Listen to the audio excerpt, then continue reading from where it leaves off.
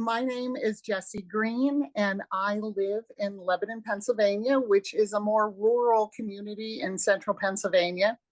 My husband and I are small business owners, and we have been part of the Lebanon community for 30 years. So, as far as what the enhanced tax credit means to me, since 2021, my family and I have relied on coverage through Penny, which is the Pennsylvania version of the marketplace. And the enhanced premium tax credits really mean everything to us. So before the tax credits were in place, just so everyone understands, at that point, it was me and my husband and our teenage son, and we were paying $1,700 a month for health insurance. And that's a big bill. The savings since then have been significant, and it's allowed us to do all sorts of things. It's allowed us to do some more investment, more advertising in our business. It's allowed us to contribute to the community, donations to nonprofits, and just the things you do, patronizing local businesses. And yes, we did manage to send our son to school and pay those tuition bills. So that was great too. So the reconciliation bill, if this moves forward as it is written, these tax credits are going to expire. Based on what I've seen with some calculators out there, it does look like my premiums would be doubling, at least. As a small business owner, I really just can't absorb that kind of increase without making serious trade-offs. It'll mean belt tightening and tough decision making. Both my husband and I have pre-existing conditions.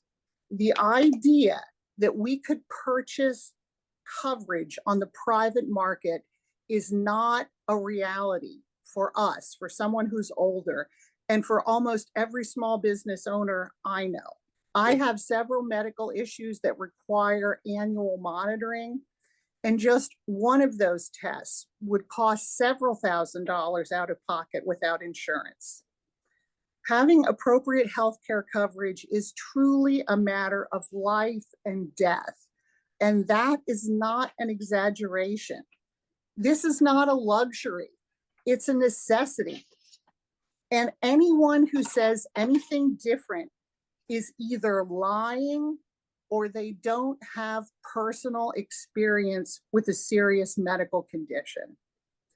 There are also new rules in the bill that would make it harder to renew my coverage or verify my information. I don't have time for mountains of paperwork, especially when Penny already checks that automatically. I don't ask for special treatment as a business owner. None of us do. But I do ask for affordability, stability, so I can plan, grow, and care for my family. This bill would take us backwards. It would mean fewer people in my town would have coverage, more small businesses and sole proprietors struggling with healthcare costs, fewer dollars staying in our local economy. I am blessed in many ways, and I'm happy to pay my fair share. But without subsidy help, many, many small business owners are going to really struggle with premium costs, and many people are going to fall through the cracks. Affordable health insurance shouldn't be a luxury. It shouldn't be harder to get just because you're self-employed or you're raising a family. Penny made it easier. This bill would make it harder. But today, I'm going to take this opportunity to urge lawmakers to protect the enhanced tax credits and keep small business owners like me and families across Pennsylvania and the country covered. Thank you.